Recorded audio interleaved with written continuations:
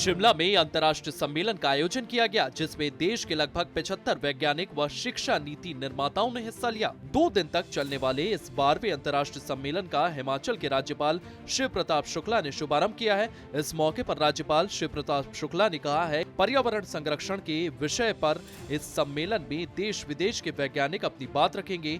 आज समाज को पारंपरिक विज्ञान पर सोचने की आवश्यकता है। उन्होंने कहा है, नई तकनीक से संयुक्त आर्टिफिशियल इंटेलिजेंस को छोड़ा जाए। हमारी बौद्धिकता इसी नाते रही है। हमारे पूरे नॉलेज के सिस्टम में जो वेदों से शुरू हुआ और आज जब पूरी दुनिया विज्ञान के माध्यम पर भी अपने को गर्व करती थी, तो अभी बहुत दिन नहीं हुआ, ब्रह्मोस मिसाइल ने पूरे दुनिया को चौंकाने का काम कर दिया। वैज्ञानिक का भी एक धर्म होता है कि अपने अनुसंधान के प्रति सतर्क होकर के कार्य करें, अन्यथा शायद कॉमिक तो आप सभी लोगों ने पढ़ा होगा ना, पढ़ा है कि नहीं? कॉमिक पढ़ा है?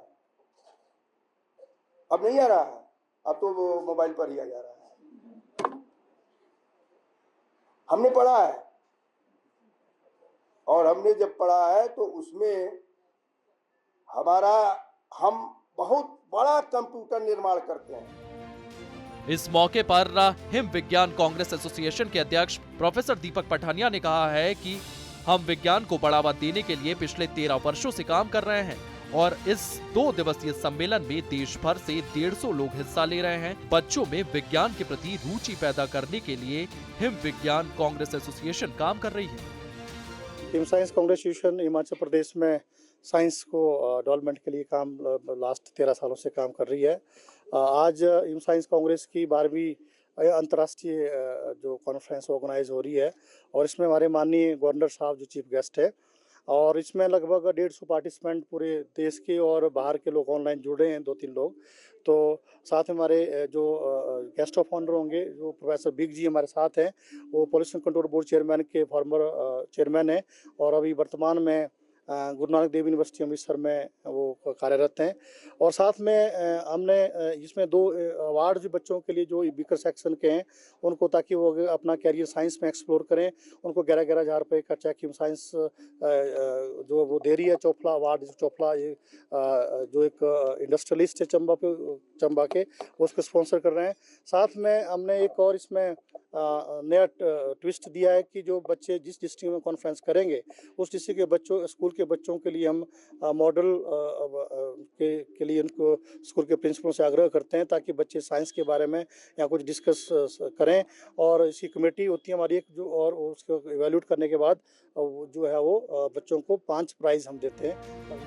वहीं पर्यावरण और समाज में अपना योगदान कैसे दे सकें और विकसित भारत के संकल्प को किस तरह पूरा किया जा सके, इसको लेकर के पूर्व प्रदूषण नियंत्रण बोर्ड अध्यक्ष पंजाब के आदर्श पाल ने इस कार्यक्रम में क्या कुछ कहा, ये भी सुनते हैं। वैज्ञानिक तौर से और टेक्नोलॉजी की तौर से हमने जो तरक्की की, और उसमें वातावरण का जो हमने ध्यान नहीं दिया, तो इसलिए वातावरण को पहले रखते हुए environment first, my environment is my responsibility, और उसमें सस्टेनेबिलिटी वाली जो टेक्नोलॉजीज़ हैं या जो अपनी ट्रेडिशनल टेक्नोलॉजीज़ हैं, और भारत एक ऐसा देश है जो वैज्ञानिक तौर से ऐसा जाना जाता था, भी सब लोग यहाँ शिक्षा ग्रहण करने आते थे, विज्ञान सीखने आते थे, और यहाँ का रहन सहन जो लाइफस्टाइल है वो बिल्कुल वातावरण के अनुकूल है, प्रकृति को ध्यान में रख के बनाया हुआ। वहीं इस दौरान हिमालयन वन अनुसंधान संस्था शिमला के निदेशक संदीप शर्मा ने भी अब बात रखी और जड़ी बूटियों से इलाज करने को लेकर के उन्होंने क्या कुछ कहा,